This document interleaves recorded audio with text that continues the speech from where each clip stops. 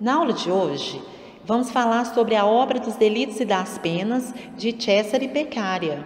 Para melhor compreender o tema abordado, precisamos compreender a realidade do século XVIII, segundo em que Beccaria, um filósofo iluminista, nascido em 15 de março de 1738 em Milão, na Itália, compôs sua principal obra, que criticava a Inquisição pela crueldade das penas e irregularidade dos procedimentos criminais. Você sabe o que é a Inquisição? A Inquisição era uma instituição formada pelos tribunais da Igreja Católica, que surgiu em meados do século XVIII, onde a Igreja julgava e punia pessoas acusadas de se desviar de suas normas de conduta. As penas mais comuns nessa época eram a tortura, execução na fogueira e pena de morte. Diante deste cenário, Beccaria defende a humanização das penas, onde as mesmas se caracterizam como sanções e não punições, assim sendo proporcionais aos delitos cometidos. A origem das penas. Beccaria segue o pensamento político de Rousseau, onde prega que o Estado deve dar para os cidadãos direitos, garantias e princípios para, assim, manter o contrato social, mantendo a ordem da sociedade. Dessa maneira, as leis são delimitadas como instrumentos de controle social, para que os seres humanos se respeitem. Beccaria, então, destaca a importância da lei escrita para que se torne conhecimento de todos e que não seja praticado um delito por desconhecimento ou obscuridade da lei. O nascimento das penas se dá quando um homem tenta apropriar-se do poder de cada um em particular em busca de uma realização ou satisfação de si próprio. Para isso, as penas estabelecem meios sensíveis para sufocar o despotismo que levaria a sociedade ao caos. Com a não existência das leis, retornaríamos para o estado de natureza, estado de total desordem. Dos delitos e das penas. Segundo o autor, delito é ameaça ao bem comum, uma conduta não condizente com a moral e a legislação que rege uma sociedade. Assim, há a necessidade de impor sanções que impeçam a sociedade de cometer tal.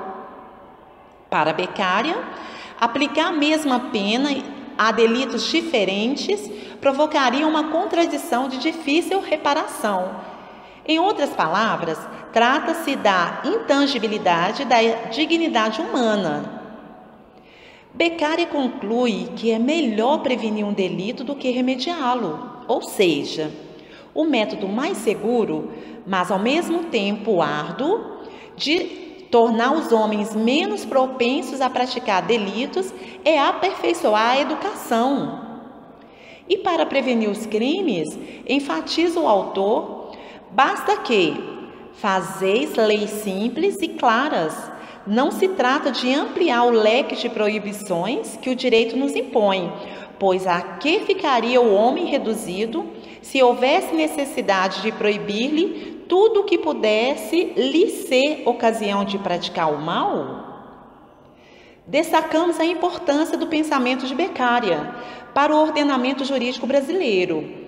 Haja vista a fixação da pena presente em nosso Código Penal ter sofrido influência de suas ideias, já que o artigo 68 do Código Penal estabelece que a pena base será fixada e individualizada, aplicando-se a mesma de forma necessária e adequada à necessidade da retribuição à sociedade e da prevenção de delitos futuros, atendendo-se ao critério do artigo 59 de nosso Código Penal, individualizando e aplicando a lei adequadamente a cada caso concreto, tornando mais justa a atividade punitiva do Estado. Diante disto, conclui-se que Cesare Beccaria foi um ícone muito importante, com pensamento muito evoluído face à sua época, E sua obra revolucionou a forma de pensar o direito penal, sobre uma ótica mais humanista, destacando o elemento mais importante que compõe o direito, o ser humano. Para ilustrar como o pensamento de Beccaria reflete atualmente no Brasil, podemos citar a fundação da APAC, que é uma associação de proteção e assistência aos condenados, uma entidade civil de direito privado, com personalidade jurídica própria, dedicada à recuperação e à reintegração social dos condenados às penas privativas de liberdade. O que é a APAC? A APAC nasceu em 1972, em São José dos Campos, em São Paulo, através de um grupo de voluntários cristãos para evangelizar e dar apoio aos presos. O trabalho da APAC dispõe de um método de valorização humana, vinculado à evangelização e baseado em 12 elementos para oferecer ao condenado condições de se recuperar. Busca também, em uma perspectiva mais ampla, a proteção da sociedade, a promoção da justiça e o socorro às vítimas.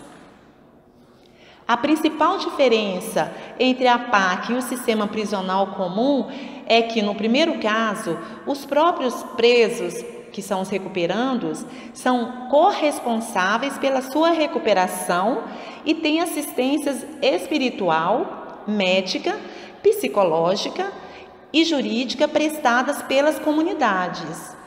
A segurança e a disciplina do presídio são feitas com a colaboração dos recuperandos, tendo como suporte os funcionários, voluntários e diretores da entidade, sem a presença de policiais e de agentes penitenciários.